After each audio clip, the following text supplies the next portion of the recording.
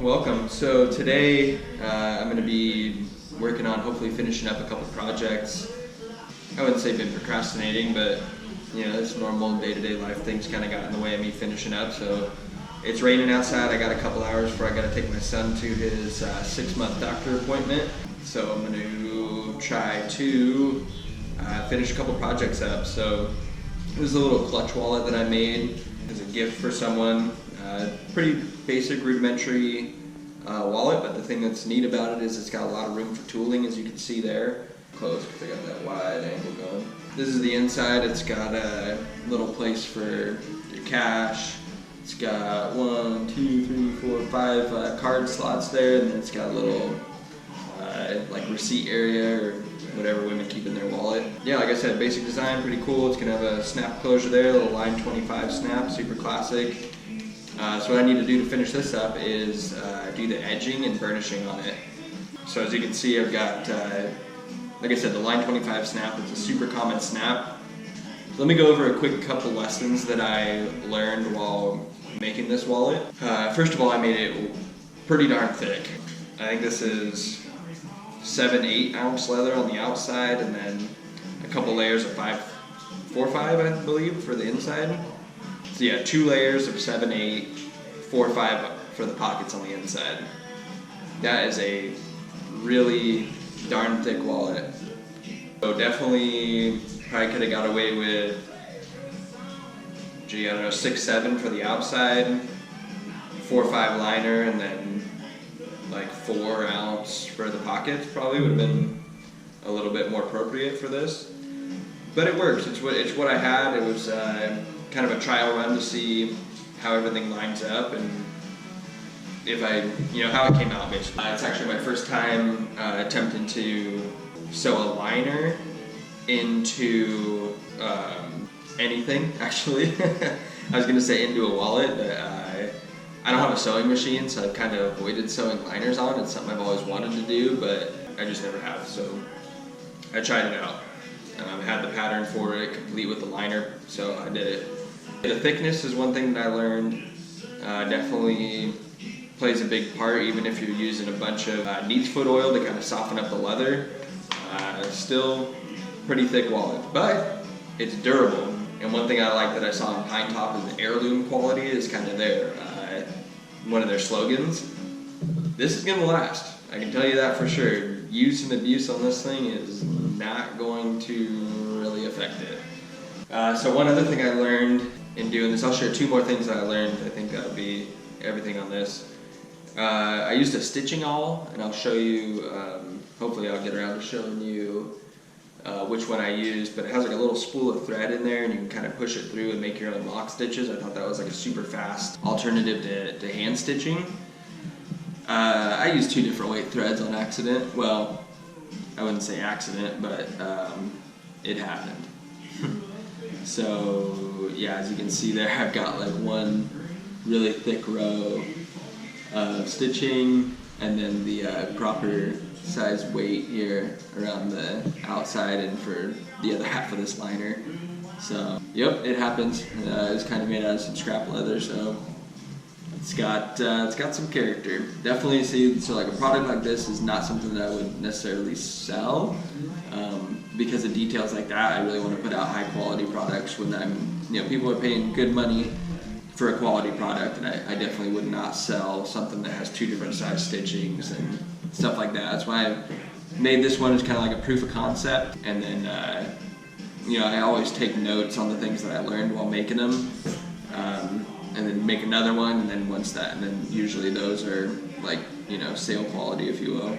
The other thing that I learned recently, and I've had a lot of good luck with, is when you're doing liners or really multiple layers of any projects, it's best to kind of take your main body, make it the size that you want for like your tooling, stuff like that, and then do your best to make, it's a little bit harder when you're doing a card pocket, but not impossible to do the math, and make your liners and inside pieces just a little decent enough amount bigger than your main body, because then you can cut it afterwards along the guide of your main body and then sand it. And I'll show you guys how I do the sanding to make sure your edges are freaking nice and flush, which will then lead to, when you do your edge work and burnishing, which is really what kind of sets leather work apart, is those nice, fine, slick edges.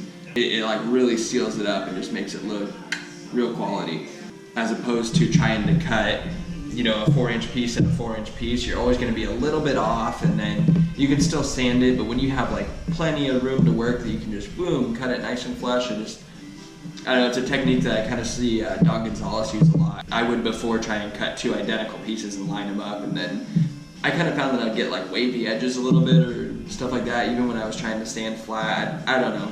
I'm not really entirely sure the science behind why it works better, but maybe it doesn't work better for everybody, but it definitely worked better for me. So let's get into finishing up these edges and setting that snap, and she'll be done. This is the Craft Tool burnishing machine.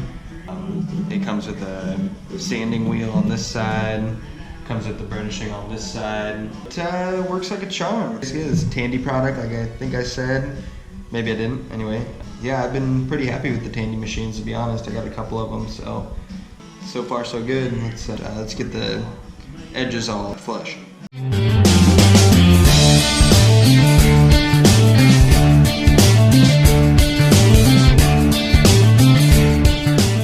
So after your edges are perfectly flush, as you can probably see there, it's a really good example. That thing is 100% flush.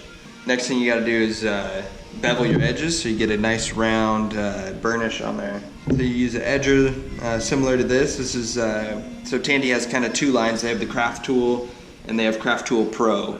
They just had my local Tandy store had a really awesome Black Friday sale on these Pros. So the Pros, I think, are maybe just a hair sharper, but they're definitely more defined. They have a little indentation, little concave in there. It kind of fits right on that edge a little bit better.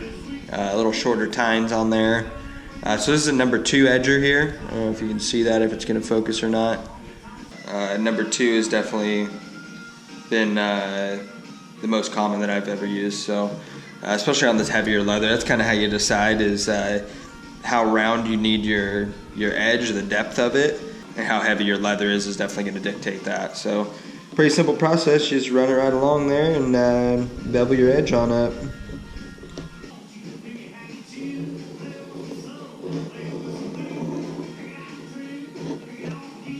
Alright, now that we got the edges all beveled up, time to edge slick them. What I found for the edge burnishing or edge slicking is I use one of these kind of low density sponges here, just like this.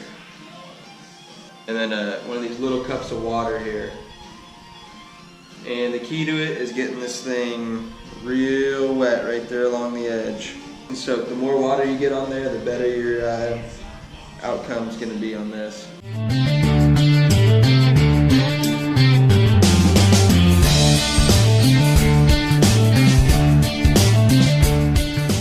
That'll get you a really good, nice burnished edge on there, nice and smooth, kind of glassy finish. But another tip from the man himself over at DG Saddlery is to take a little bit of the saddle soap here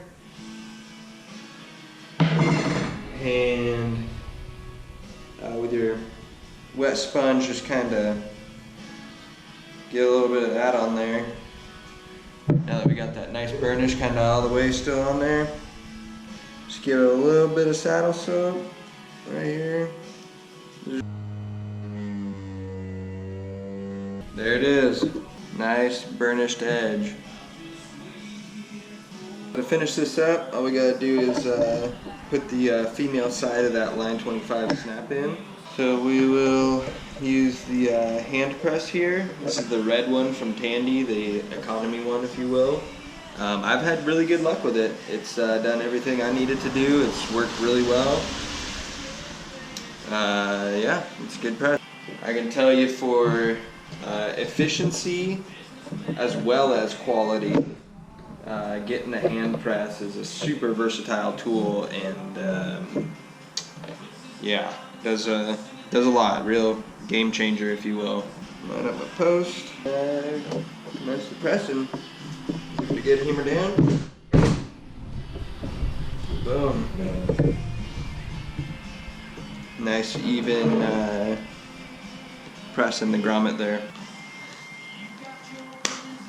Boom. Alright, so in finishing here, I would say pretty solid overall for a trial run. Definitely not too shabby. I would say next time definitely thinner leather. But as far as like design, concept of design, I think this is going to definitely be like a good quality sellable item. Hopefully I shared a couple things that maybe either new and haven't seen before, or just kind of showed you my technique. Maybe you can pull a couple things that work for you.